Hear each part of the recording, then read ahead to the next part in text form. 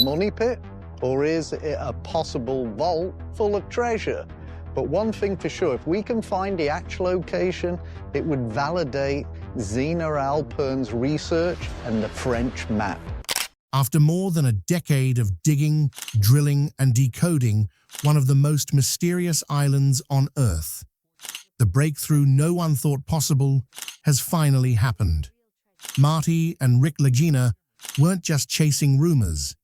They were chasing something bigger, something biblical.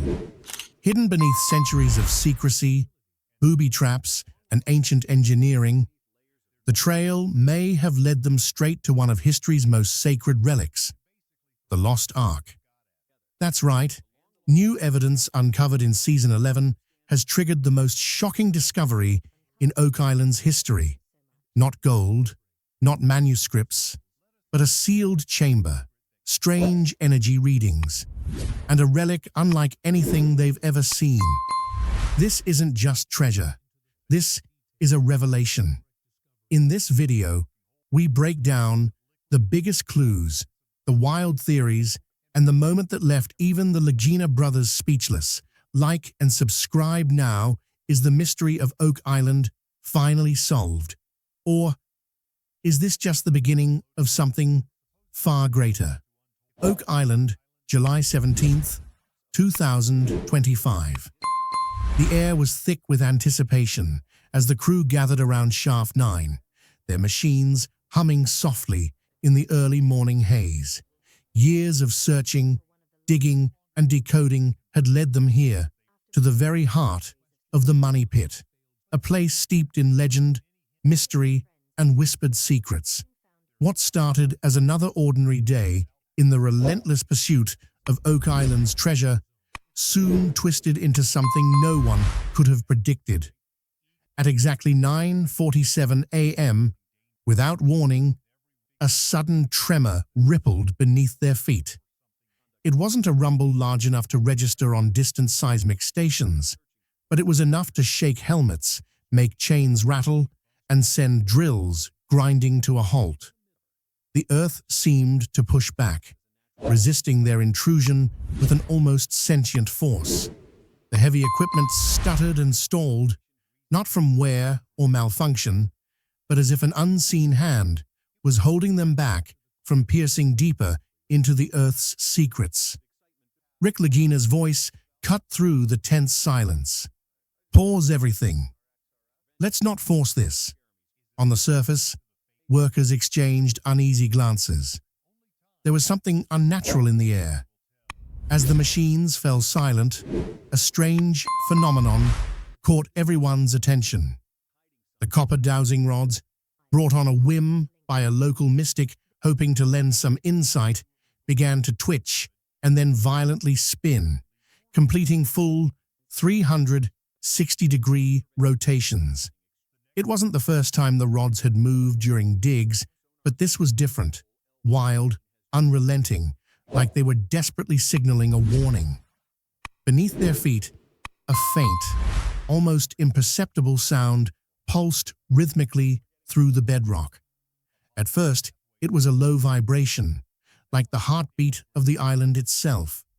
The audio technicians captured the hum and slowed it down in the lab later that evening. What emerged from the static was chilling, subtle chanting, human voices singing in a cadence both hypnotic and ancient, barely audible but undeniably present.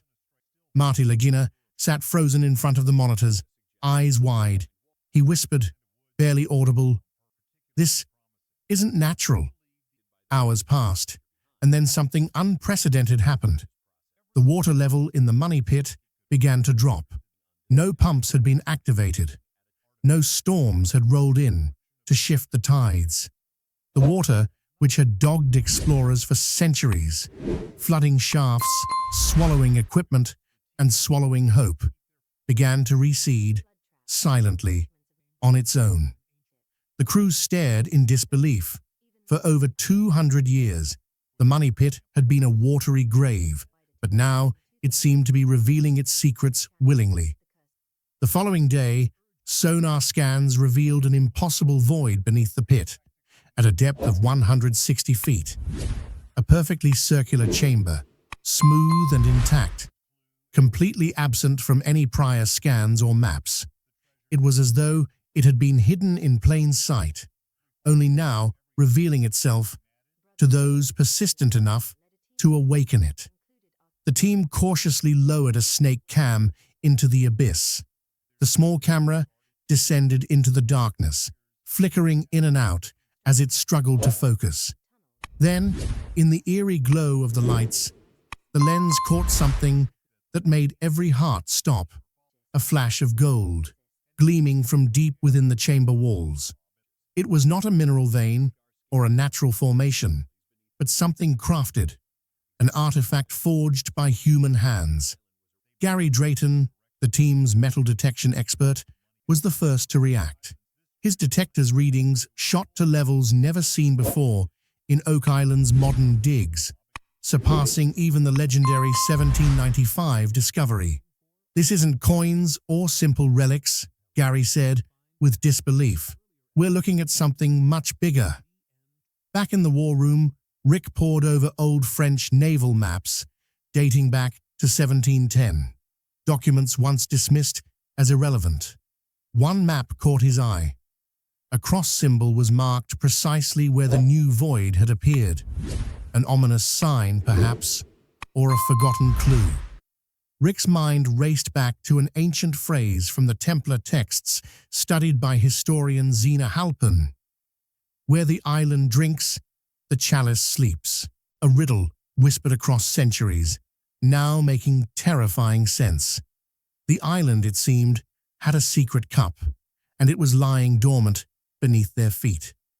Excavation resumed with renewed urgency, but tempered with caution.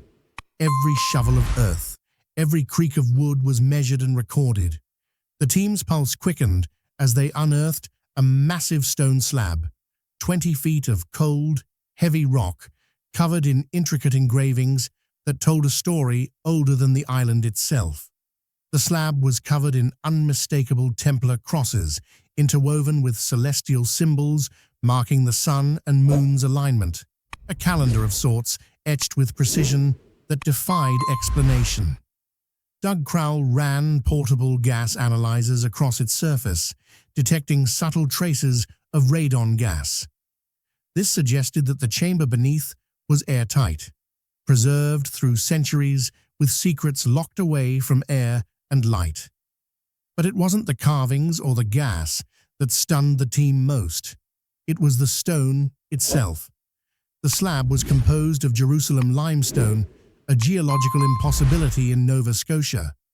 Samples confirmed that it had to have been quarried thousands of miles away, transported across oceans, and buried deliberately beneath Oak Island. Beneath the slab lay black oak beams, soaked in resin and perfectly preserved. Carbon dating placed them before the 1200s, a match for Templar shipbuilding methods recorded in long-forgotten Vatican archives. Even more eerie was the slab's weight. Equipment logs recorded exactly 666 stone, a number steeped in myth, symbolism, and conspiracy. Nobody voiced the unspoken thought aloud, but everyone felt it, hanging in the damp air like a specter. Someone, or something, had placed this here with purpose, and somewhere, someone had gone to terrifying lengths to keep it hidden. The atmosphere was thick with a strange energy. As the floodlights illuminated the slab's carvings, the faint subsonic chant returned, weaving into the night like an ancient spell. The island itself seemed to hold its breath. The search was no longer just for treasure, it was for truth. And now, that truth was ready to be revealed. Slowly, with a grinding groan that echoed through the silence, the slab was lifted, revealing the mouth of a chamber untouched by time, a subterranean vault carved with impossible precision. The air that poured out was ice-cold and dry, as if sealed away for centuries. What they saw next halted every breath in the room. Beneath the stone barrier was a room no one could have imagined. A perfect circle, cut with a precision no ancient tool should have allowed. Its floor was smooth, polished limestone. Embedded into the floor were 7 massive iron rings, arranged symmetrically like points on a compass. They weren't bolted. They weren't fused. They were part of the stone itself, forged into the foundation as if by magic or technology lost to time. Each ring was carved with strange, ancient markings. Rick knelt, brushing away the dust. The outer ring bore Phoenician symbols, flowing, elegant. The second carried jagged runes, cracked and weathered. The third, even older, held characters no one could immediately recognize. Marty called over Dr. Spooner and the archaeologist from Halifax. Under magnification, the deeper rings revealed a hybrid language, a blend of pre-Christian symbology, Templar glyphs, and something alien. At the center of the room stood a hollow marble pillar, waist-high, its interior exposed through a broken side. Resting inside was a perfect metallic sphere. No seams, no markings, just an impossibly smooth object that floated gently above the base. Not rolling, not sitting, floating. When Rick reached toward it, the sphere rose half an inch, responding as if sensing human proximity. Static electricity crackled across the room.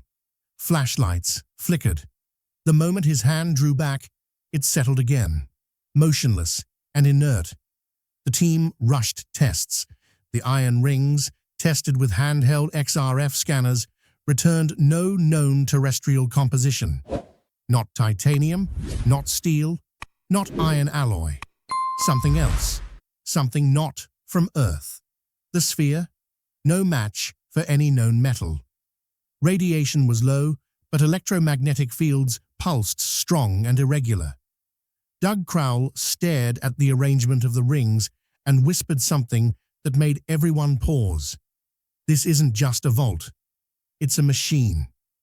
That's when Marty pulled out a copy of a Rosicrucian Codex, a 16th century manuscript they'd been quietly reviewing off-camera for years.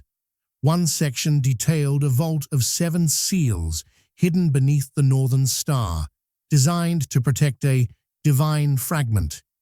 It called the site the Ring Vault of the North. The torchlight flickered across the rings, and then something changed. The room grew brighter, not from the torches, but from the way the flames danced across the rings. Their shadows fell on the walls, forming a geometric pattern. The shadow lines curved and intersected until one formation stood out. A compass rose, pointing directly toward Smith's Cove. No one said a word. They didn't have to. The chamber had given them a direction. Whatever lay buried beyond Oak Island's eastern shoreline, the rings wanted them to find it. As the crew documented the discovery, Jack Begley noticed a narrow crack near the base of one ring. Beneath a loose slab, tucked behind a thin wall cavity, they found a sealed clay jar, ancient, unmarked and sealed with hardened beeswax. It had survived the ages untouched, protected, hidden in the bones of the machine. The lid cracked with a hollow pop. The smell that followed was sharp, old metal, dust, and dried blood.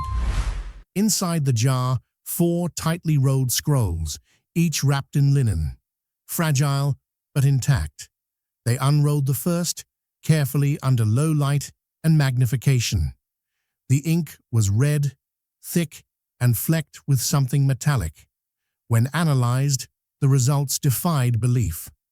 The writing was composed of human blood, bonded with gold flake. The scrolls told a story no historian could have imagined.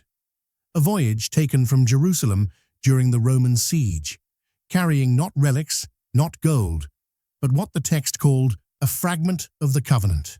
Not the ark itself, but a piece of it, a living shard.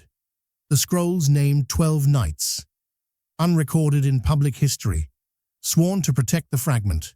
to carry it across the ends of the world, where water met sky and the stars burned differently.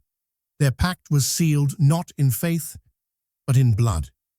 Each knight was bound to a command: guard the seal, speak no name, trust no king. The third scroll recounted a second voyage after betrayal within their ranks. One knight, unnamed, broke the circle. The ship turned north. The fragment was reburied. The seal was reforged.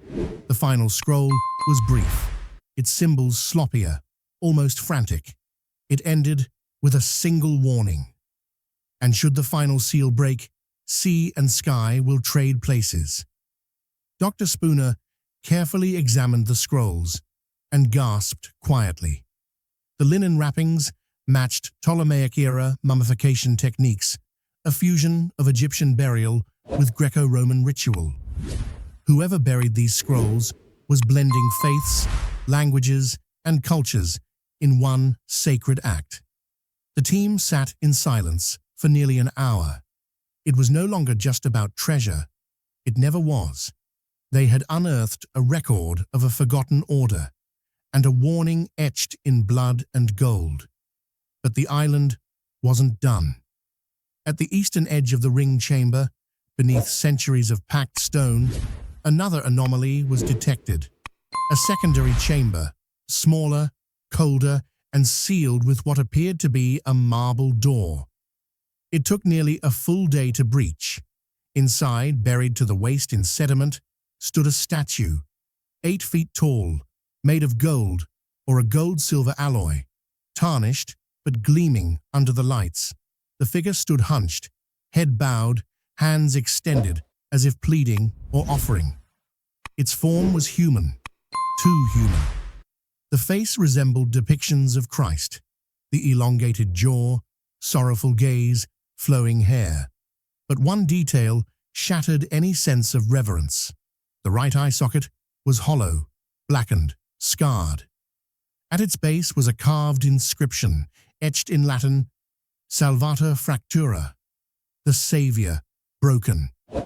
It stood atop a marble pedestal, itself etched with 7 concentric circles, identical in alignment to the iron rings above, a deliberate mirror. Behind the statue, tucked into a sealed copper urn, were items that should never have shared space. Roman coins, minted under Vespasian, Egyptian scarabs, worn and faded, fragments of Byzantine amulets, and something even older, a sliver of obsidian shaped like a serpent's eye. Rick approached the figure with reverence, but also hesitation. As the team prepared to document and possibly move it, seismic monitors began to spike. The ground beneath the statue pulsed, a deep harmonic resonance. The frequency, 432 Hz, the exact pitch used in ancient temple music, and the tuning once believed to mirror the frequency of the earth itself.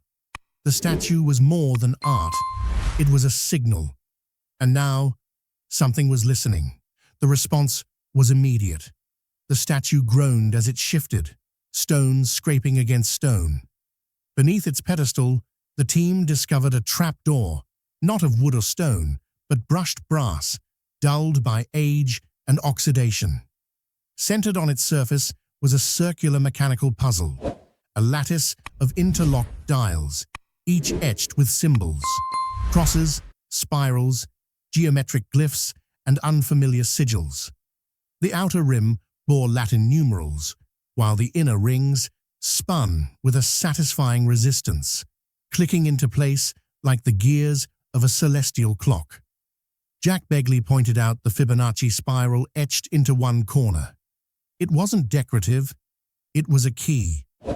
Doug Crowell pulled out a reference from the Templar cipher they'd previously decoded, matching the sequence of numbers hidden within. The rings began to align, revealing a pattern that could only be solved by someone familiar with sacred geometry and encoded faith. Marty's hands trembled as he made the final rotation. With a heavy metallic clunk, the puzzle released. The brass door creaked open with a pressure-driven hiss. A metallic staircase, coiled in a slow spiral, descended into utter blackness. They aimed their lights downward. What they saw sent chills through the team. The walls were lined with heat-resistant ceramic tiles, many fractured but still vibrant.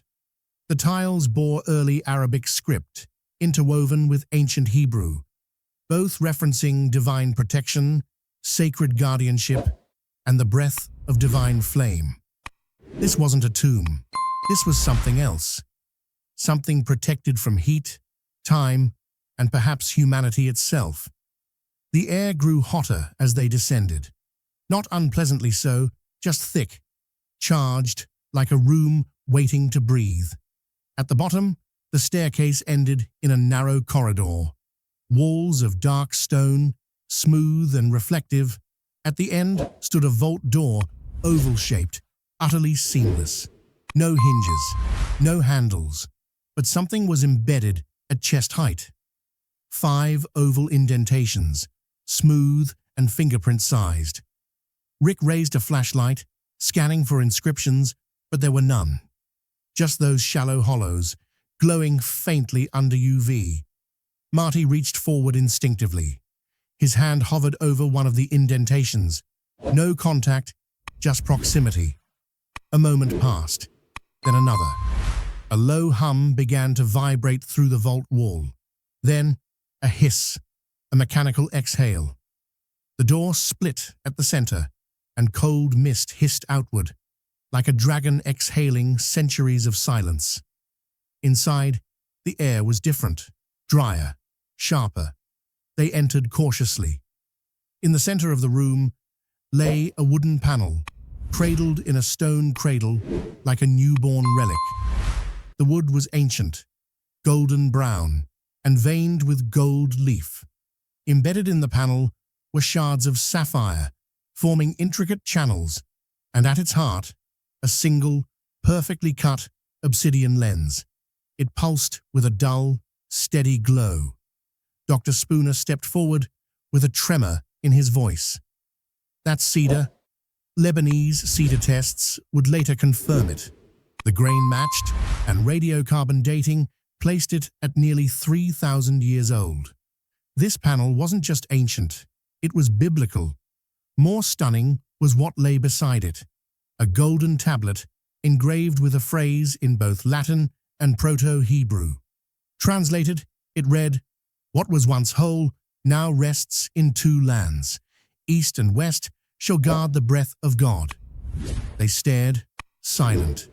This panel, this fragment, was once part of the Ark of the Covenant. The implications hit like thunder. The Ark hadn't disappeared.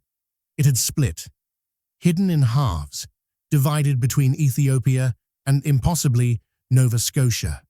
The scrolls hadn't lied. The voyage from Jerusalem was real. The Knights were real. And the Covenant still lived. A debate erupted among the crew. Should they go further? Should they reseal the vault? Marty argued caution. Rick, reverence. The air felt charged with warning, as if something ancient watched through the obsidian lens. But the chamber hadn't given up its last secret. Behind the relic panel stood another wall, carved limestone, sealed tight. Sensors confirmed a shallow cavity. They breached it with careful drills. Inside were 3 skeletons, perfectly preserved. Each lay in repose, arms crossed over the chest, wearing the corroded remnants of Templar armor. Helmets, chest plates, chainmail still intact, though worn by time. Across each chest rested a sword, now shattered at the blade's center, as if broken deliberately, not in battle, but in ritual. Their skulls bore no damage, but their eye sockets were filled with salt. Dr. Spooner explained softly, in medieval times, salt was placed over the eyes of martyrs, those who had seen something holy and were thought to carry divine vision into the afterlife. These men had seen something, and were silenced by ritual. etched into the femurs of one skeleton, were strange symbols. Comparison with Templar records revealed a near match, not just in glyphs, but in identity.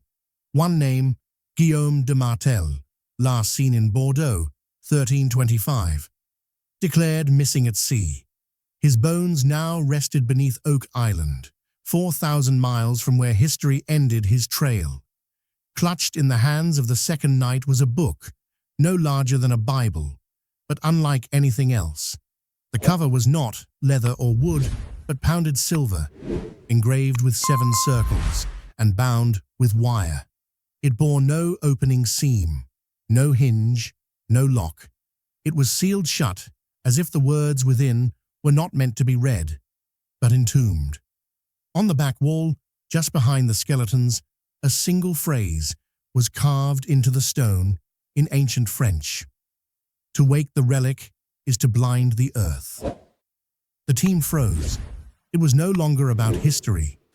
This had passed into the realm of consequence. They weren't just uncovering artifacts.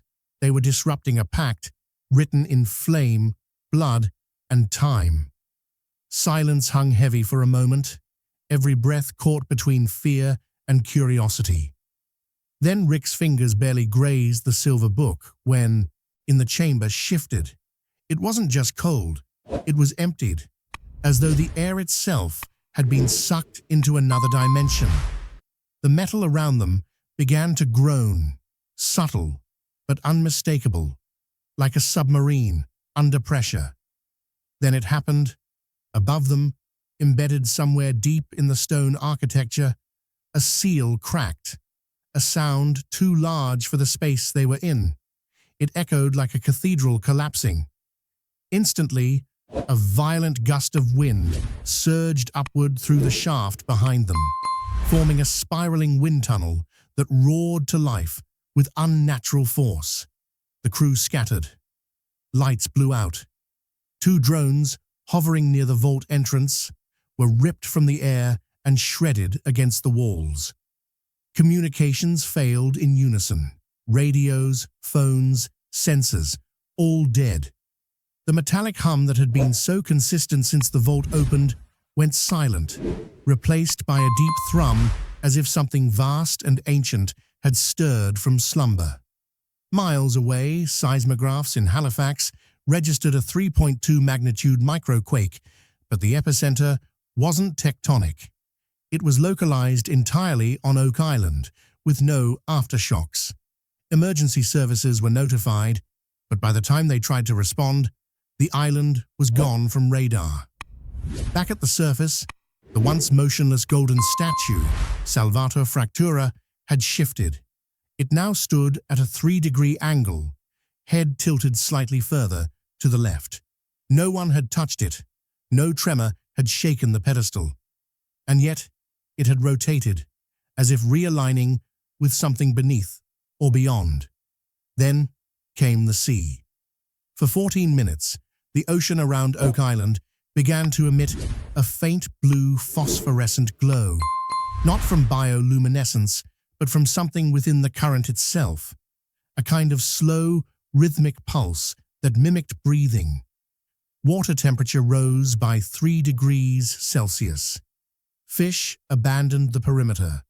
Birds went silent. The last drone to escape before shutdown captured something else. Audio, faint, fractured, layered over static. A whisper, but not in English. Dr. Spooner's son, a linguist, ran it through a phonetic analyzer. It matched ancient Aramaic. Translated, the phrase was simple: "The mouth has opened." And that's when everything went quiet. For 24 hours, the crew was stranded. No access to the outside world, no working electronics, and the sky above seemed to refract light oddly, like the air had become prismed glass. At dawn, the quiet ended with the sharp percussion of rotor blades, military helicopters. 6 of them descended without clearance or announcement, followed by 2 unmarked utility vehicles that emerged from a transport barge moored a mile off the coast. Within hours, Oak Island was declared a restricted zone under national security protocol. Publicly, they claimed it was a toxic gas leak from uncovered mining operations. The government coordinated media blackouts. Press access was denied. Locals were told it was nothing, just another Oak Island dig gone wrong. But many saw something else. Men in black suits, unmarked, not military, not police, moved with precision and silence, removing several large crates from the war room and the vault chamber. The crates were heavily insulated, sealed in vacuum packs, and tagged with coded labels. No one spoke of what was inside. Simultaneously, satellite feeds covering Nova Scotia were scrambled. For 48 hours, Oak Island was removed from Google Earth, replaced by a blurry render and data unavailable tag. Amateur trackers noticed that the GPS signal from the team's backup gear went dead at 4:11 a.m., never to return. Marty and Rick were separated and flown out individually. Each was taken to an undisclosed location for a debriefing. Upon release, they were handed a non-disclosure agreement, signed under federal seal. Neither has spoken publicly since, but a month later, a USB drive arrived anonymously at the office of Dr. Emil Hartz, a European archaeologist who had previously worked on Knights Templar artifacts. No return address, no note, just the drive.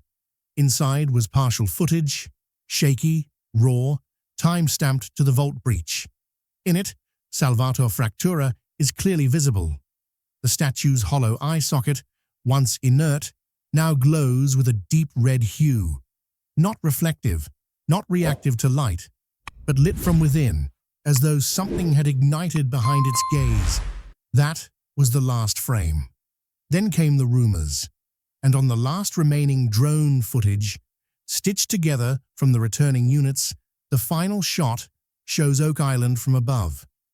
The trees sway gently, the sea glistens blue. All appears normal, until you zoom in. The ground itself pulses, just faintly, like the inhale and exhale of something vast. The island is breathing.